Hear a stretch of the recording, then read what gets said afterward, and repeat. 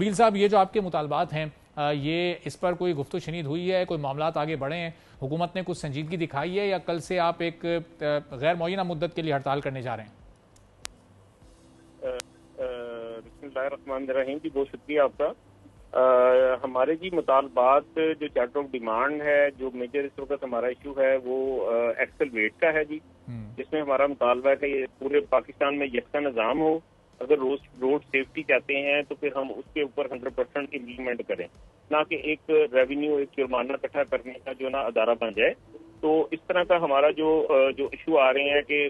10 کلو کے اوپر، 50 کلو کے اوپر، 100 کلو کے اوپر ہمیں 10 ہزار روپے جرمانے، 10,000 سے لے کے 40,000 روپے جرمانے ہم لوگ جو امپلیمنٹ کر رہے ہیں۔ جو روڈ سیفٹی کا جو ایکسل ویٹ کا جو قانون ہے وہ ہم نے اپنے اوپر نافذ کیا، لیکن اس کے باوجود جو وائلیشن کر رہے ہیں وہ تو فائدے میں ہے، اور جنہوں نے اس پہ امپلیمنٹ کیا ہے اور اس ملک کا کہہ لیں کہ جو روڈ سیفٹی اور روڈ کی جو اپنا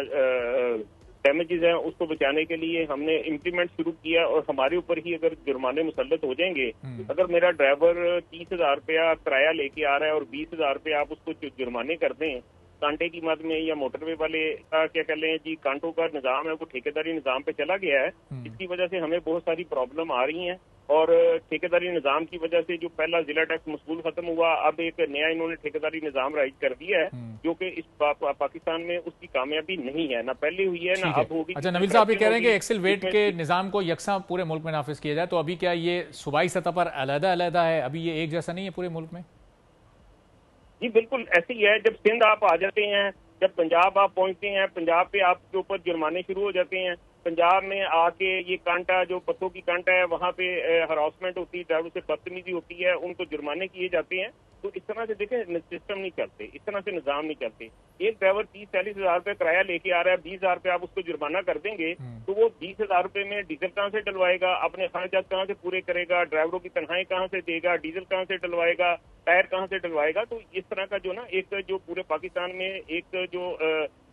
خرابی آئی ہے اور لوگ سارے اکٹھے ہو گئے ہیں اور پورا پاکستان اکٹھا ہو گیا ہے، وہ اس سے جو نا ان کو سمجھنا ہوگا، گورنمنٹ کو، اداروں کو سمجھنا ہوگا کہ اس وقت لوگ مشکلات میں ہیں، لوگ پرابلم میں ہیں، لوگ اس وقت روڈ پہ چل نہیں سکتے۔ اگر انہوں نے نقصان کرنا ہے اور پھر ان کو چلنے کا فائدہ کیا ہے؟ اور آپ کو پتا دنیا میں ایک بیک بون ہے ٹرانسپورٹ، اور اگر اس کو آپ روک دیں گے، اگر یہاں وہ خود رک جائیں گے تو پھر اس ملک میں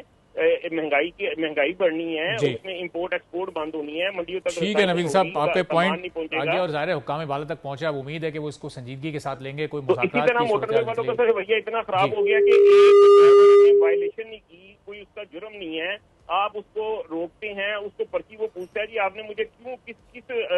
سزا کے تحت آپ نے مجھے یہ پرچی کاٹ رہے ہیں، میرا چالان کر رہے ہیں؟ کہتے ہیں تم بولے کیوں 5,000 روپے اور لگا دو، دوبارہ بولا 5۔ ہمارے پاس پورے ایویڈنس ہیں، ہمارے پاس پوری ان کی سلپیں پڑی ہیں، ہمارے پاس پورا سسٹم، یعنی کہ ٹھیک ہے چلیں نبیل صاحب، آنے والے دنوں میں انشاءاللہ ان ایویڈنسز کو بھی ہم دکھائیں گے اور لوگوں تک پہنچائیں گے تاکہ حکام بالا کی بھی نظریں اس پر کھلیں ذرا۔